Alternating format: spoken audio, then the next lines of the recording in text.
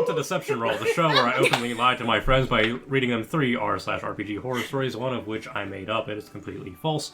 We'll, of course, give guidance along the way to help those in need. The score, currently, Tristan at 3, Bean at 4, Ivy at 4. So we got a 2-way tie for first place. You're going down. Are we ready for our first one? Yes, please. By user Mango Pop. I, 26 male, used to play D&D with a group of people I grew up with. I would have called them my friends had last week not happened. It all started in middle school, when I first introduced them to D&D. Since none of them had played before, I offered to be the DM, learned all the rules, and even downloaded a module onto my laptop to get us started. That first campaign, Curse of Strahd, was a hit. Everyone had a blast, and by the time we finished, they wanted more. So I built something original. I created an entire homebrew world from scratch. Maps, cultures, religions, governments, economies, factions, legends, quests, the whole ordeal. We played in that world every Friday, all the way through high school and into adulthood, with some breaks here and there. No one ever contested the DM chair, so I kept running the game for 7.5 years. Eventually, life pulled me away. A job opportunity forced me to move out of town, so we wrapped things up in a final session. No grand finale, just an epilogue where everyone's characters settled into their fates. I left feeling bittersweet but proud of my work. Then last week happened. I was catching up with one of my old players when they casually mentioned that the group was still playing D&D. I thought it was cool that they kept going, until they mentioned the catch. They were still playing in my world.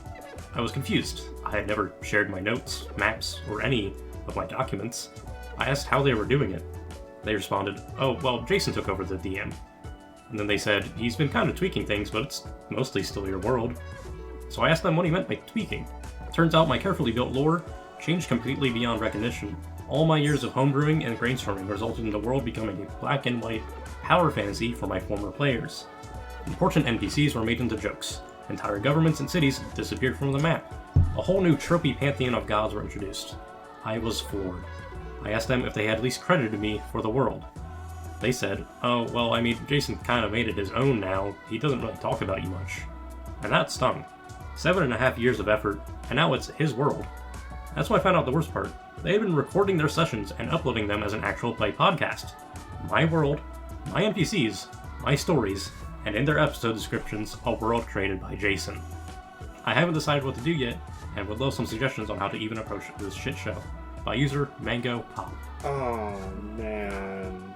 You look like you got something controversial to say. Yeah, I do. Let's have it so we can rip into it. So everyone else is probably going to disagree with me with this. If another DM takes what you have, it is flattery, in my opinion. Yeah. It is absolute flattery.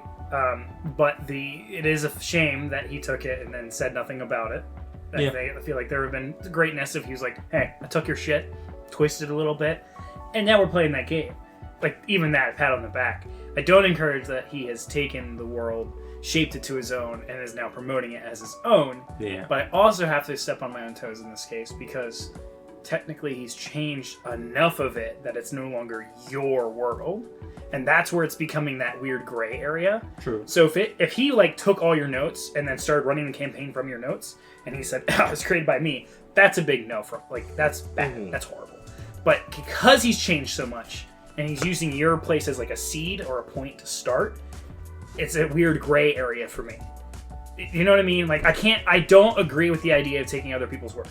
And it happens sometimes. Sometimes, as DMs, you take other people's work because A, it's really freaking cool, or B, you twist it slightly and give it some new version. Ivywood is based very heavily on Fantasy High, and that is in the description. And Aramora is based off of a bunch of other different games and ideas that I found, and just twisted the way that they should be played. But at the same time, again, if it was a full-blown copycat, I would say something. Yeah.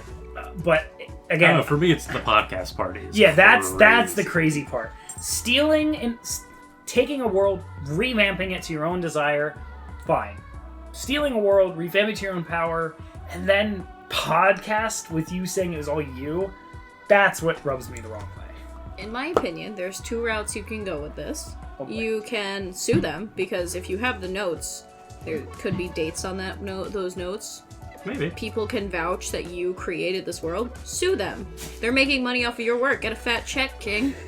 It's not exactly. We're also assuming that they're making money. Yeah. Yeah. Or you can get your own sweet victory, show up and punch them in the face. You do know where they live, I assume. So. You would know where they live. Back in town. I know your IP address. Just knock on the door, punch him right in the nose, and then... We here at Dice is a Mimic does not condone the use of violence. This is very funny. No. Whoa, wait a minute. Okay, so Bean condones violence, the rest of them don't. Oh, this is funny. The Dice is a Unless Mimic it's funny. group does not condone violence. Devin, Bean no. as a human being by herself does. Bean from the Dice to Mimic podcast says, violence is never the answer. Okay. Tell that to both of your characters. Oof. Violence is the answer if you're Skylar or Nakora. What do you say, Ivy? What do I say? It's a really regrettable situation all around, right? Yeah. Honestly, if I had my work, because I've written a homebrew campaign before, like completely from scratch. It really sucks that they just kind of tossed you to the curb. And I'm sure there are things that you can like just be constantly just like talking about it, like being like in their comments, or if they have like an email, it's like just keep them busy to get the word out. Create noise. 100% spam their comments with nice story. Too bad I wrote it. And every time they block you, make a new account. Okay, that's a bit Well, much. okay. Okay. I think it's a waste of your own time.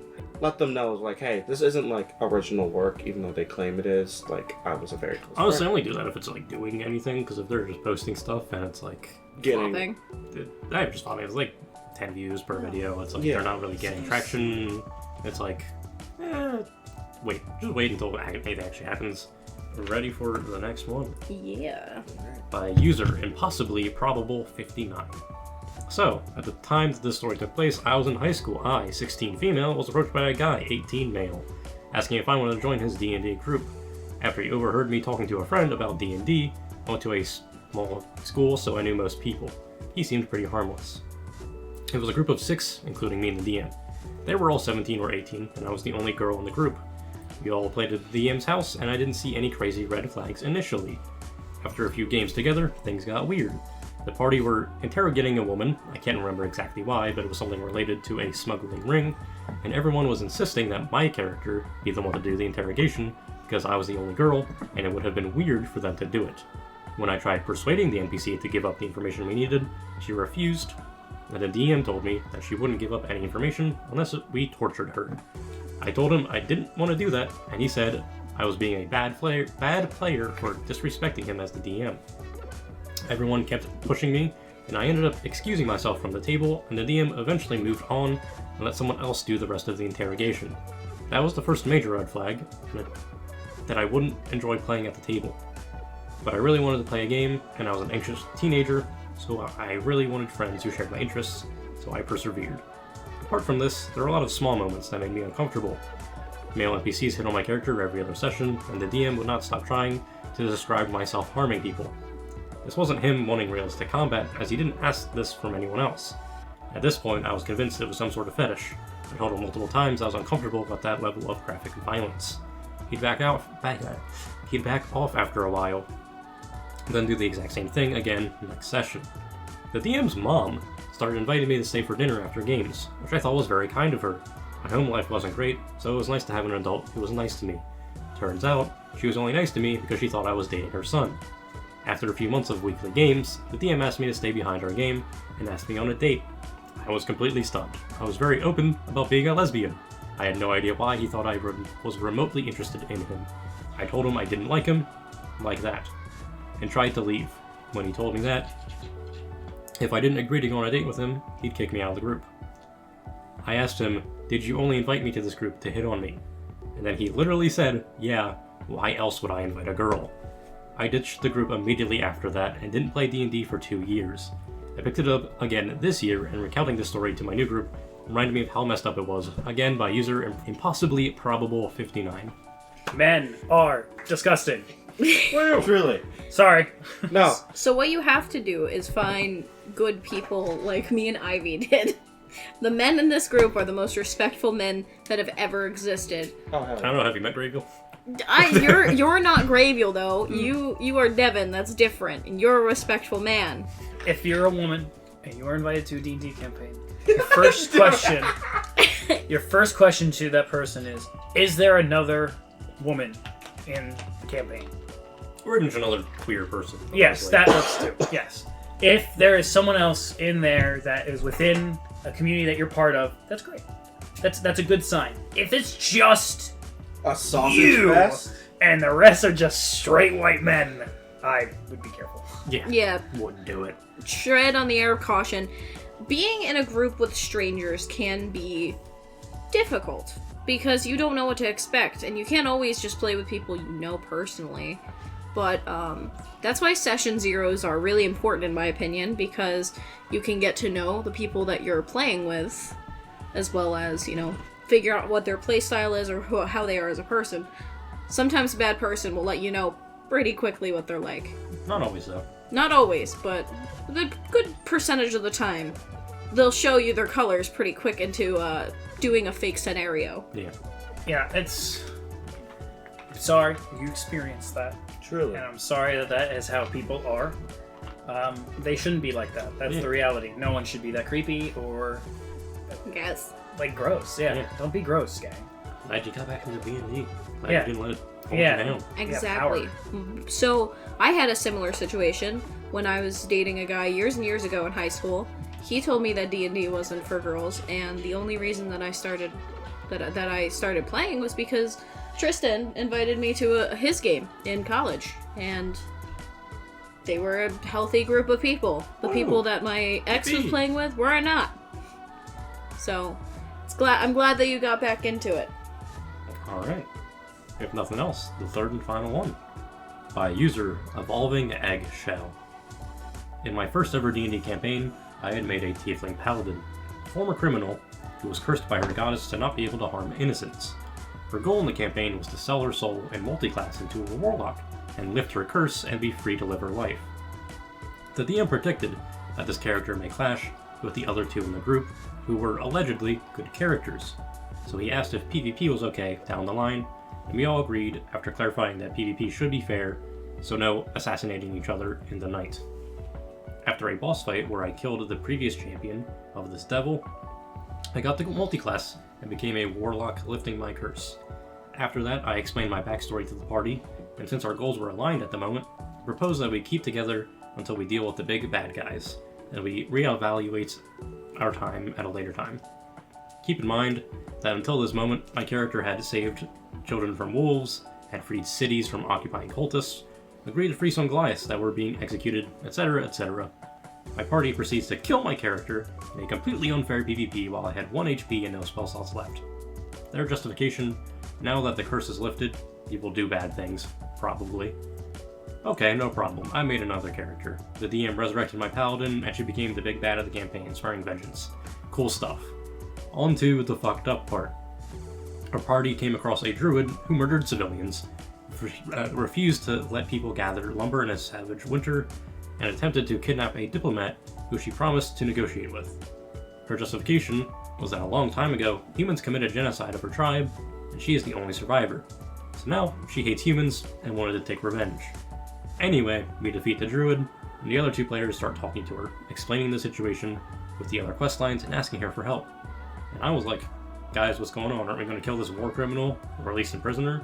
And they both replied, no, we don't want to. My character was murdered by them, because she would have done bad things now that she was free from her curse, probably, maybe. Yet the eco-terrorist war criminal was allowed to live and join the party as a DMPC. When I asked this question, the reply was, I'm not an actor, I don't think about morality, I just make my character do whatever I want. The DM saw nothing wrong with the whole situation, and only told me that if I wanted to leave the campaign, it was acceptable. No hard feelings. So I left. Before anyone blames me for making the evil character, I was not about to be a murder hobo. There was zero reason for my character to be murdered. Again by user Evolving Eggshell. Oh, man. You got 3 stinkers for us. Truly. I mean, No 2 more- stinkers. No and more then cute dogs! No more cute dogs. Normalize Who kicking your pooped other in your- players in the face. Okay. Yeah, I mean, Why? I would have said racially motivated, but because like tiefling bad, whatever. Yeah, my first thought is like, the fuck? Warlocks are not inherently evil. Skylar is a peach. Yes, yeah. Skylar's a fucking peach. Anyways, Can you put the gun down now? and tieflings aren't inherently evil. The other players in your campaign are awful people in general. Just assume that. Assume they kick puppies. Fight them outside. I would definitely take it personal. That was if they I were would take that talking so to the personal. NPC who was quite literally an eco-terrorist war criminal, yet killed your character who has done nothing but help the team. What the fuck, guys? If at any point in Ivywood, Tristan and Ivy turned against me and were like, yeah, warlocks are bad, so we're gonna kill Skylar, we'd be meeting in the street. I'd beat both their asses IRL. Tristan, let's agree not to do that. No promise. Okay. Get new friends. Yeah, I mean, Get new friends. luckily the world is full of nerds, and I'm sure a nice, lovely group of them would love to play D&D. We'll adopt I you, like it's the fine. characters. Yeah, that Sounds character was so fucking cool. Like the backstory of that character. fun. Like, Cursed to never do harm. We'll adopt you, BBG, don't worry about it. Yeah. We got you. I Well, don't there we have go. much We to have- say. I mean, it's Yeah. pretty straightforward. yeah, that one's pretty. Your fellow players are dicks, I'm glad that you're not playing with them anymore. Yes. Find someone And better. cool that the DM was understanding. It also seemed like the DM tried to make it better by resurrecting them and making them the bad guy. So, Yeah, that's cool. But yeah, there we go. We got 3 stories. Number one by user Mango Pop, the Jason the Thief. Number 2 by user Impossibly Probable, 59. The Red Flag White Guys, user Evolving Eggshell, the Tiefling Paladin who was murdered by the party. Yeah. Yo, you're doing math over there. Two. I saw 1. It's number 2. You think it's number 2? Yeah, why not? It's either 1 or 2. You don't think it's number 3? I don't think it's number 3.